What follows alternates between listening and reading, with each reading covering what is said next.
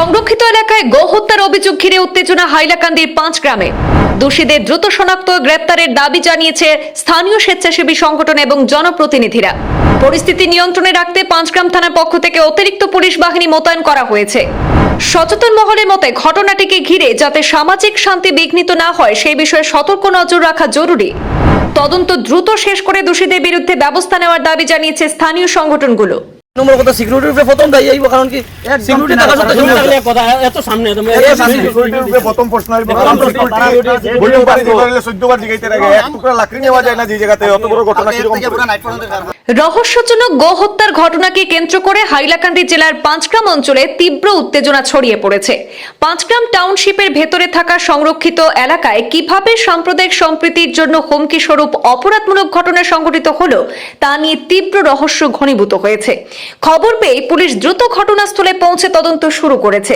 একই সঙ্গে অশান্তি এড়াতে এলাকায় অতিরিক্ত পুলিশ মোতায়েন করা হয়েছে। এই ঘটনার বিরুদ্ধে সোচ্চার হয়ে উঠেছে স্থানীয় একাধিক স্বেচ্ছাসেবী সংগঠন এবং নাগরিক সমাজ।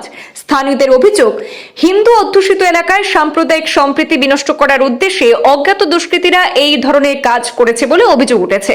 বিশেষ করে প্রাইভেট সিকিউরিটি গার্ড দ্বারা সুরক্ষিত পুরনো কাছার কাগজ কলের টাউনশিপ এলাকায় কিভাবে একটি গোহত্যা করা হলো এ নিয়ে সর্বত্র প্রশ্ন দেখা দিয়েছে। স্থানীয় সংগঠনগুলির পক্ষ থেকে দোষীদের গ্রেপ্তারে পুলিশকে 24 ঘন্টার সময়সীমা বেঁধে দেওয়া হয়েছে। অন্যথায় ঘটনার বিরুদ্ধে পথে নামার হুঁশিয়ারি ছুড়ে দিয়েছে ক্ষুব্ধ সংগঠনের কর্মকর্তারা। উল্লেখ্য, আসাম সরকার প্রকাশ্য স্থানে এবং হিন্দু অধ্যুষিত এলাকায় গোহত্যা নিষিদ্ধ করলেও দুষ্কৃতীরা প্রকাশ্যে এই ধরনের কর্মকাণ্ড চালিয়ে যাচ্ছে বলে অভিযোগ রয়েছে। ৫ গ্রামের এই ঘটনা পুলিশ প্রশাসনকে চ্যালেঞ্জ করার সঙ্গেও তুলনা করছেন অনেকেই। অতি নিন্দনীয় আজকের এই ঘটনাটা। যে জায়গাতে আমরা ভারতকে হিন্দু রাষ্ট্রের দিকে এগিয়ে নিচ্ছি সেই জায়গাতে আজকে হিন্দু এলাকার মধ্যে এইভাবে একটা আমাদের মা জায়গায় গরু আমরা গোমাতা বলে থাকি এভাবে হত্যা, এটা একটা ষড়যন্ত্র প্রতিদিকে ইঙ্গিত দিচ্ছে।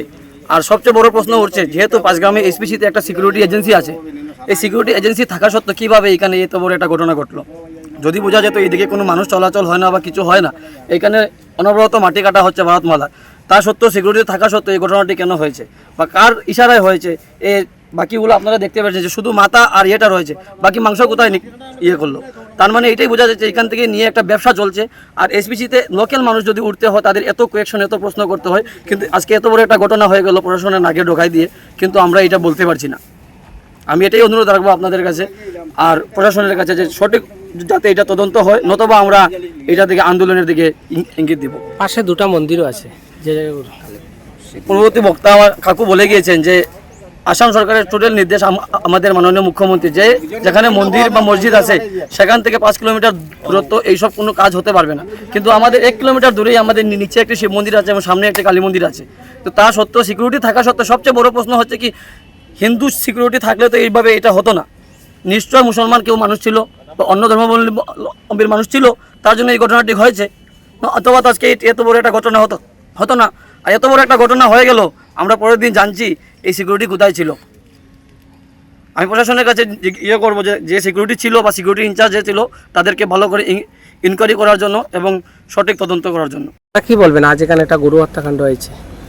আজকে খুবই দুঃখজনক ব্যাপার। যেহেতু আমরা সনাতন ধর্মাবলম্বী মানুষ, আজকে সকালবেলা আমরা একটা ঘটনা শুনছি যে ৫ গ্রাম যে পেপার মিলের উপরে যে ভারতমালায় যে মাটি নেই, এখানে একটা গরু হত্যা করা হয়েছে। আর খবর পাইয়ে আমরা বিভিন্ন সংগঠনের মানুষ আইছি এখানে। যেহেতু আমরা সনাতন ধর্মাবলম্বী মানুষ, এই ধরনের ঘটনা আমরা কোনো রকমই মানিয়ে নিতে পারি না। প্রশাসনের লোকরাও আইছে, প্রশাসনের লোকেরা তদন্ত চালাইব। যদি সঠিক তদন্ত না করে তাইলে আমরা সনাতন ধর্মাবলম্বী যেগুলো সংগঠন আছে সব সংগঠন মিলে একত্রিতভাবে আমরা আন্দোলনের পথে নামব। এই যে ঘটনাগুলো ঘটে 2 দিন পরে আগেও অনেকবার শুনছি যে এই এরিয়া থেকে অনেক গরু লাপাত্তা হয়েছে, খুঁজিয়া পাইছে না, কিন্তু আজকের যে ঘটনাটা এটা খুবই দুঃখজনক ব্যাপার। আমরা সনাতন ধর্মাবলম্বী যারা আছি আমরা কোনোভাবেই এটা মানিয়ে নিতে পারি না। তাই প্রশাসনের কাছে অতটুকু অনুরোধ থাকবো আমাদের পক্ষ থেকে যে তারা যেন সঠিক তদন্ত করে সঠিক শাস্তি দেয়, আর যদি সঠিক শাস্তি না দেয় তাইলে আমরা আন্দোলনের ব্যবস্থা নেব। ধন্যবাদ। আজকে একটা গরু আজকে খুবই দুঃখজনক ব্যাপার। যে আজকে খালি আজকে নয়, এটা বিগত দিনেও বিগত কয়েক বছর থেকে এটা শোনা যায় যে যখনই আমাদের একটিসি এলাকার ভিতরে গরু ঢুকে তখন সুরক্ষিত এলাকা, কিন্তু যখনই ঢুকে তখন গরু পাওয়া যায় না। অনেক মানুষের গরু পাওয়া গেছে না যখনই ঢুকছে গাবি। আর কালকে যেটা ঘটনা হয়েছে, কালকে সকাল 10 ঘটির সময় উনি নিজে টান গরু আছে রাজকুমার ঘরে, তাই যখন আমরা ফোন করছেন, ফোন করার সঙ্গে সঙ্গে আমরা এই জায়গাতে এসে আজকে প্রশাসনের লোক আছে, আপনারাও আছেন এখানে, সবাই সংগঠনের, আমরা হিন্দু সংগঠনের সবাই উপস্থিত আছি। আজকে খুবই বেদনাদায়ক ঘটনা যে গরুটা মারা হয়েছে, এই গরুটা গাবি আসলো। এটা 3 মাসের বাচ্চা আসলো, 3 মাসের বাচ্চা পর্যন্ত আসলো। এটা দেখছি আমি, দেখে খুবই এটা দেখা মানে দৃষ্টিতে আর ইয়ে করা জানা কী হইমু আর কি। কিন্তু আজকে এই ঘটনা যে জায়গার সিকিউরিটি পোস্ট, যেখানে সিকিউরিটি পোস্ট আছে, সিকিউরিটি পোস্টের প্রায় নিকটস্থ এলাকার মধ্যে এই ঘটনাটা করা হয়েছে। তো আমি প্রশাসনের কাছে, আমি আমাদের সংগঠন থেকে, বিশ্ব হিন্দু পরিষদ সংগঠন থেকে আমি কইয়ার যে এটা যাহাতে সুন্দরভাবে সঠিকভাবে তদন্ত করিয়াও যারা এই ঘটনাটা ঘটছে, যারা জড়িত আছে তাদেরকে কঠোর শাস্তি দেওয়া, নয়তো আমরা বৃহত্তর আন্দোলনে নামবো। এই ঘটনাটি ঘটেছে, যারা যারা কর্মরত অবস্থায় ছিল, আমি প্রশাসনের কাছে অনুরোধ রাখছি যে অতি সঠিক তদন্তক্রমে যারা যারা ওই দিনকার ডিউটিরত অবস্থায় ছিল তাদেরকে জিজ্ঞাসাবাদ করুক এবং উপযুক্ত আসামিকে বের করে এনে দিতে সক্ষম হবে।